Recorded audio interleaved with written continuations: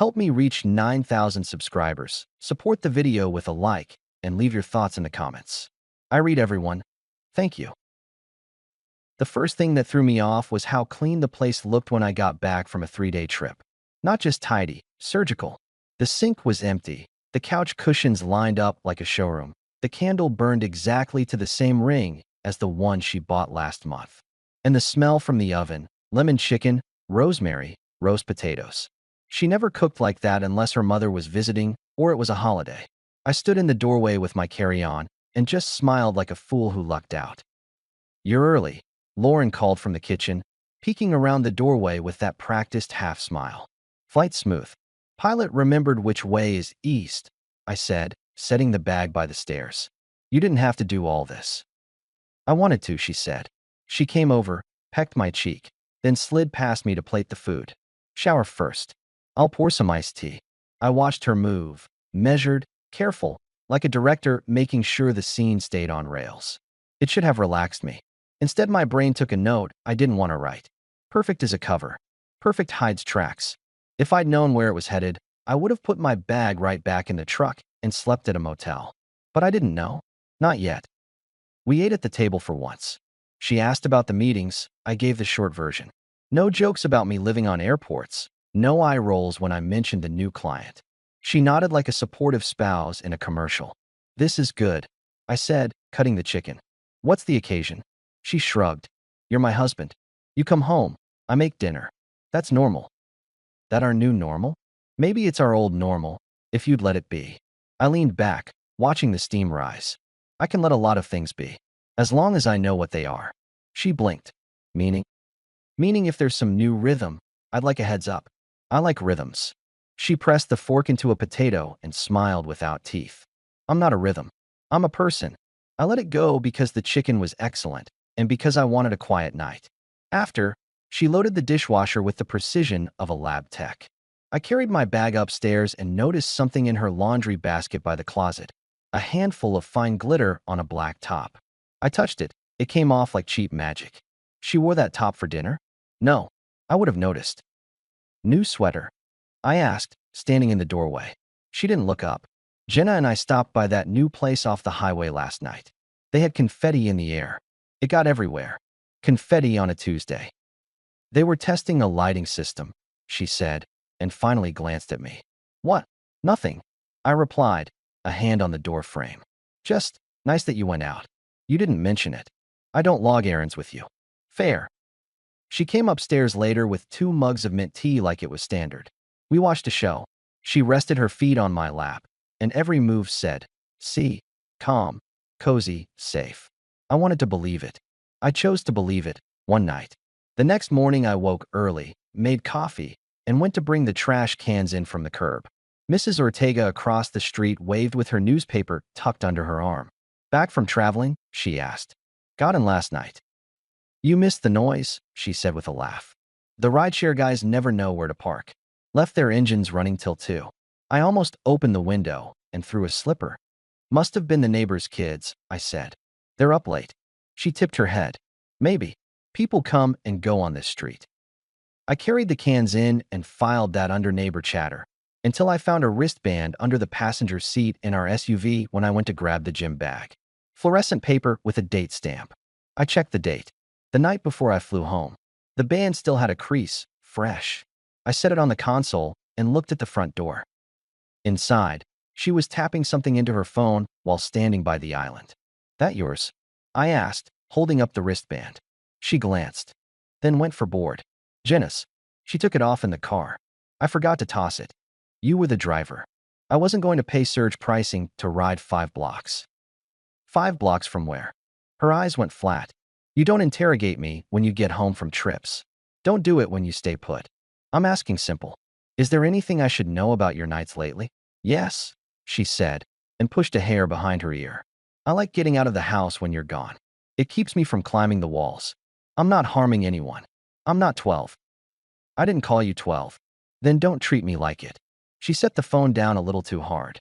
"And before you jump to whatever you're jumping to, if I wanted to behave badly, I wouldn't leave confetti in a laundry basket. That's the line. The innocent would clean better. It's the line that says loosen up."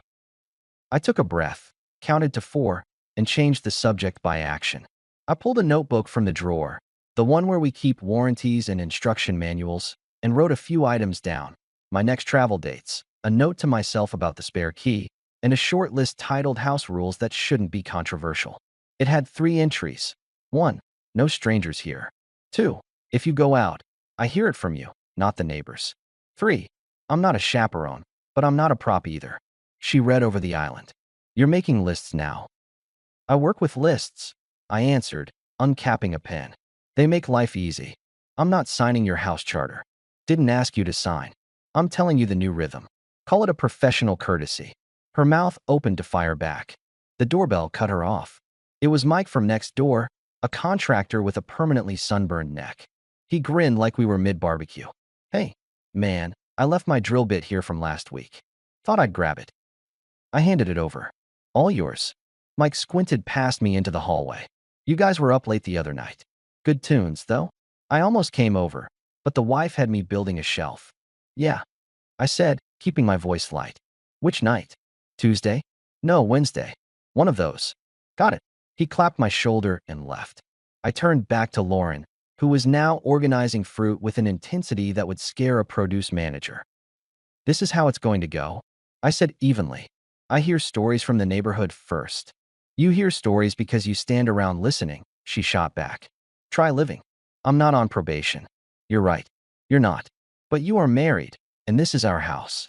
I won't live like a roommate who pays for air. Then stop acting like a detective, she said. Or go be one. I took that idea with me to work. On my lunch break, I called a guy I used twice before to check backgrounds for new hires when I ran a field project. His name's Mark. Gray hair, gray attitude. Looking for a confirmation service, I told him in the parking lot. Discreet. Temporary. Domestic, he asked. Behavioral, I said. He grunted. Standard day rate. If there's something to send, I send it. You want live updates, it's extra. I want timestamps. I want eyes on during my next trip. When? Monday through Thursday. I'll sit on it, he said. Text me an address and headshots. I connected him with the basics and put the phone away. 2 steps. 1. Set rules. 2. Verify. No speeches. No threats. Just schedule and consequences. That night, when I got home, Lauren was back to friendly. She had takeout ready to plate and a movie queued up. I was snippy this morning, she said, placing chopsticks on napkins. I didn't sleep well. It happens. You know I don't like being told what to do. But I heard you. I can text if I'm out. It's not hard. It isn't, I agreed. It's respect. She nodded, almost grateful, and for 2 hours we were normal. That was the first soft turn. A little warmth after a hard line. Enough that I started to feel ridiculous for calling Mark. Then I found the wristband again in the console, and I remembered who set the table like a hotel, and who left glitter in a sweater, and who tossed jokes about me loosening up while neighbors mentioned the soundtrack. I wrote my travel bag list that night like a man going to war. She came to bed late, smelling like lavender. I stared at the ceiling and let my brain cool down to neutral. Monday morning, I left at dawn. I texted Mark the flight number and the rough itinerary. When I landed in Dallas, he replied with a thumbs-up emoji. I could almost hear him mocking. I spent the day with a client walking their floor, 2 hours of numbers in a glass room, and a quick call with my team. Normal. Clean. Useful. I like useful.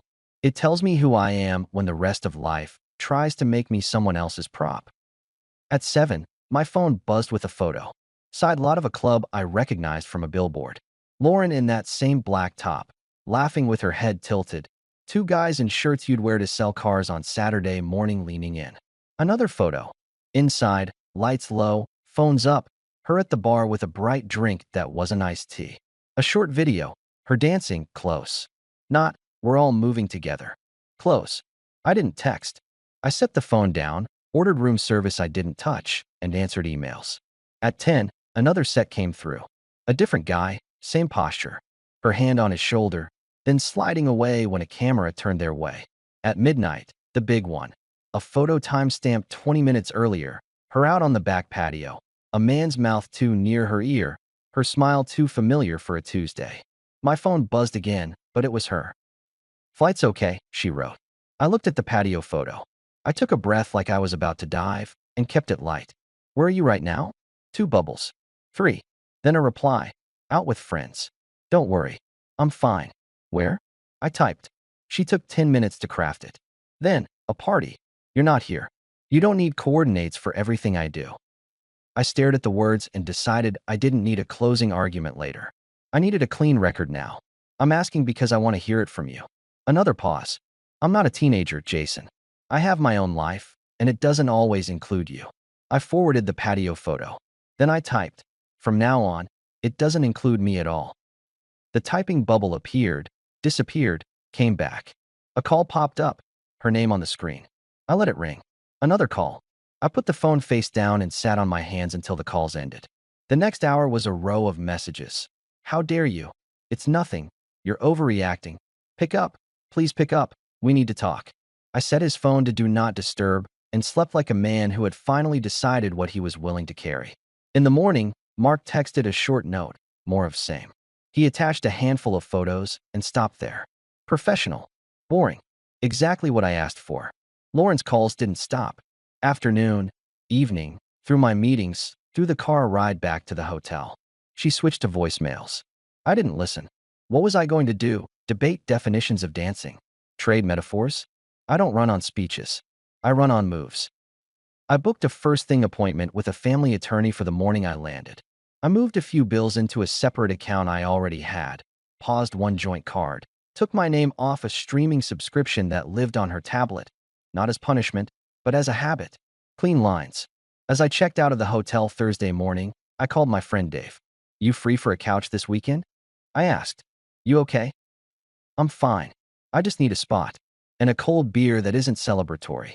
That sentence made no sense, he said. But yeah, garage entry code's the same. Thanks. What happened? I'll fill you in Saturday. Not on the phone. You got it, he said. And hey, whatever it is, I'm on your side. Appreciate it. On the plane, I put my phone in airplane mode and wrote down the sentence I'd say in my kitchen. Nothing long. One line, then the plan. I practice brevity like a trade. People imagine it's easier. It takes more work than you'd think. I went straight from the airport to the attorney. A clean desk, a cleaner calendar. We sat for an hour. I spoke like I was talking shop. He explained the process like ordering lumber. Here's the stack. Here's how you pick it up. Here's what you sign. We drafted what needed drafting. I rolled my pen between my fingers while I read the pages. My hands were steady. When I pulled into my driveway, the porch light was on. Inside, the candle was burning again, and the smell of dinner reached the door. She stood by the island in a soft sweater with a smile that should come with a disclaimer. You're home, she said. I made your favorite. Chicken parm. We can talk while we eat. I won't be long, I answered, walking past her into the hall closet. I took out 2 suitcases and set them open in the bedroom. She followed, the smile cracking. What are you doing? Packing. We should talk first. We will. I'm going to talk while I pack.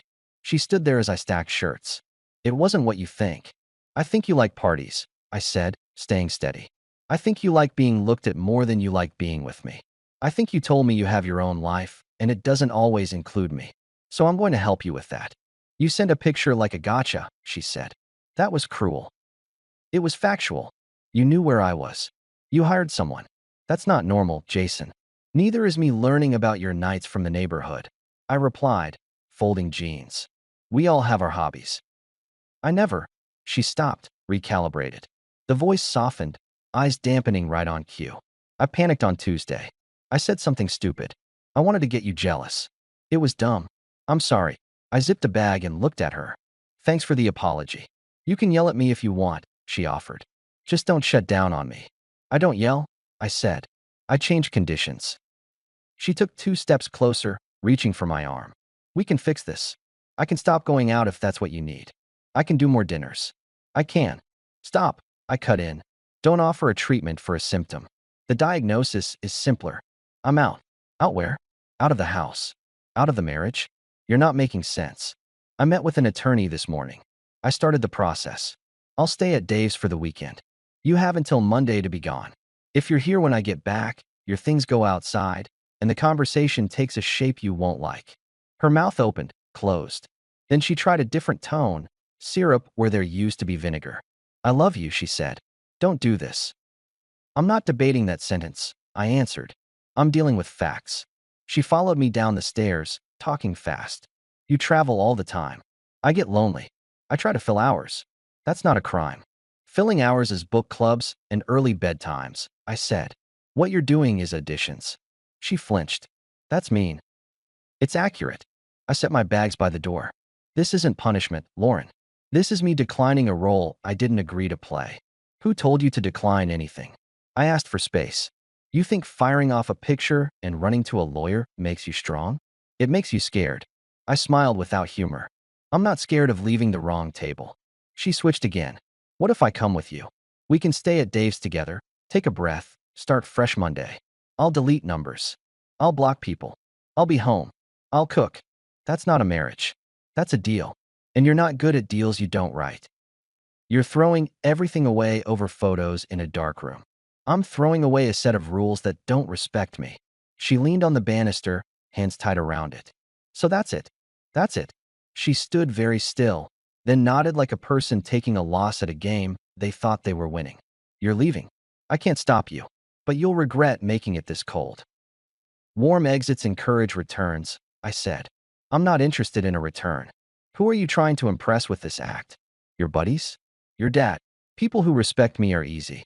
It's the people who don't that need a translation. She folded her arms. You're still coming home for dinner Monday, right? Because if you think. No, I cut her off again. You heard the plan. Monday I come back to my house. You're not in it. I'll fight you on it, she said, a last flash of the old steel. Use your energy for the boxes? I replied, opening the door. It's more productive. When I walked to the truck, she followed to the porch. Jason, she said, softer, like the first week we moved in. Please. I looked at the yard, the clean walkway, the trimmed bushes I always handled. I turned back just enough to meet her eyes. You have your own life, remember? I'm just taking your advice. I drove to Dave's with the window cracked, sat on his couch, and told him the story in 20 sentences. He didn't interrupt until the end. You want me to help move stuff Monday? He asked. I think she'll be efficient. You told your folks? Tomorrow, I said. We're doing lunch. Good, he said. Eat a lot. You're rail thin when you're mad. I'm not mad, I said. I'm resolved. Same look? He muttered, handing me a beer. Different name. Saturday, we met my parents at a diner up the road from their place. My father reads the paper like it's a legal requirement. My mother rearranges the sugar packets into symmetrical sets of 3. They watched me slide into the booth across from them and knew before I spoke. She said what? My mother asked after the first 10 seconds. She said her life doesn't always include me. I answered. So I took the hint. My father folded the paper and set it aside. You saw it with your own eyes. Yes. He nodded once. Then you did it right. Do you want us to talk to her? My mother asked, more out of habit than strategy. No, I said. There's nothing to sell. We all like clarity, right? We got it. We ate eggs. My mother told a story about a neighbor's dog who learned how to open the pantry. My father asked me about a tool he wanted to buy. Normal. Useful. I kept the talk on rails and left with a feeling I wish I'd had 6 months ago. This can be simple if you let it. Sunday afternoon, I went to the shop to check on a project. Ben, a guy I've mentored since he was fresh out of trade school, came by the bay with a coffee. You good, boss? He asked in his straight-line way. Better than good, I said. But I'm making changes at home. You need help moving? I need a witness to me keeping my mouth shut, I said. You're good at that. He snorted. I'm amazing at silence. I knew you'd brag about your quiet. We worked an hour. I texted Lauren once, Monday noon. I didn't add anything. She didn't reply. She didn't call all weekend. That was the beauty of a line you can see from space. Everyone knows where they stand. That night, I slept at Dave's, set my alarm for 9, and wrote a list for Monday. Utilities, locks, subscriptions. Clean lines. If anyone asked if I was angry, the honest answer was I was bored with bad logic. Bored is dangerous. It makes you efficient. Monday, the house was quiet when I pulled up. I opened the door, and the living room hit me like an empty stage after a production. The frames on the wall were gone. The small plant she loved to move from window to window was gone. The rug she made me pretend to like was gone. Kitchen cabinets were neat because she didn't like my chaos. Now they were neat because half the stuff wasn't there. She left the basics that were mine to begin with and a note on the island. I didn't touch the note. I walked the rooms, opened the closets, checked the garage. Clean cut. No games. No tape outline on the floor where something used to be. Just space. My phone buzzed. It was Jenna. I hadn't saved her number, but I recognized the tone in the first bubble. Are you happy now? You broke her. I typed back. We broke nothing. It was manufactured wrong. She sent a long paragraph about second chances, about nights out meaning different things, about me being controlling. I didn't answer. I deleted her thread. I took the note from the island and read it. 3 lines. I'm sorry. I was stupid. If you change your mind, you know where to find me. I folded it once and slid it into a drawer with the takeout menus. That's where you put things you might want to look at again when you're weak. I'm not a fan of weak. Ben showed up around 12 like we agreed, stood in the doorway, whistled low. She didn't dawdle. No, I said. She likes clean lines too. You want I should fix the holes? He asked, pointing at the wall where the frames had been. Not today, I said. Let them breathe. We took out a few bags of trash and old junk while I called the utility companies and updated billing. I changed the alarm code. I put her garage opener in a drawer. I called my mother and told her the house was quiet. She said to come by for roast beef on Tuesday. I said I would, and meant it. At 3, Dave came by with a spare set of sheets and a cheap table lamp. You looked like a motel, he said. This raises the room's IQ. You're a decorator now? I'm a friend who can't watch you live like a man between flights, he replied. Also, I told my wife, and she said you need plates that aren't paper. She's not wrong. He handed me a bag. Plates, 2 mugs, and a set of forks that didn't bend if you looked at them too hard. We stood in the kitchen, the 3 of us, and none of us tried to make jokes to make me feel better. That was the biggest kindness anyone did for me all week. You going to text her? Dave asked finally. No. Good. Ben raised his coffee. To clean lines. We clinked mugs and stood there like a photo no one would hang. That night, I slept in my own bed for the first time in 3 days and listened to the quiet sound like success. Not the cheering kind. The kind that says the noise is gone and you can hear your choices. The process moved quickly. Papers were signed. I signed mine with a steady hand and showed up on time for everything I needed to do. She got the car I gave her last fall. I wanted it that way. It kept me from feeling like I'd taken a trophy. People asked the usual questions. Was it sudden? Did you try counseling? Do you think you overreacted? I answered each one with the same line because I liked how it tasted. I'm not in the business of saving a script I didn't write. If they pushed, I stopped talking. Boundaries are like fences. Either they're there or they're not. You don't explain a fence to a person who likes walking through gardens. Work got heavier and better. I took more trips, stacked more projects, filled my calendar with clean lines of deliverables, because a quiet house can play tricks on a person if they sit in it too long. I kept a bag half-packed in the closet and a notebook on the nightstand where I wrote lists that began with materials and ended with groceries. I slept well. I got up earlier. I answered my own calls. Sometimes I ran into people who knew her. They'd start to say something loaded. I'd cut it off at the pass. We're done, I'd say. Wish her well. If they wanted drama, they had to find another channel. Mine runs on practical programming. On a Tuesday a month later, I sat with my father on his back porch. He poured me coffee and didn't fill the silence. When he finally spoke, he hit it clean. Feels different, he said, watching a son make a hard choice without a speech about it. Speeches are for people negotiating jury sympathy, I replied. He chuckled. You get that from me. How's mom? Annoyed that you're not eating enough, he said. You're in demand, I know, but feed the machine. I am, I said, and I'm good. Really? He nodded toward the driveway. Your truck looks clean. Clean lines, I said, and we both smiled. As for Lauren, I hear things like anyone hears things in a town where people know a guy who knows a girl. She moved into a smaller place across town. She changed jobs. She still goes out. The lines she draws are different now. Good for her. I don't check up. I don't ask. I don't listen past what's useful. I already got my answer the night she told me her life didn't always include me. I kept my promise to myself. No returns. No late-night calls answered. No, we should talk in parking lots. She sent 2 messages after the process was wrapped. One asking if we could meet. One saying she missed the old US. I let both sit unread.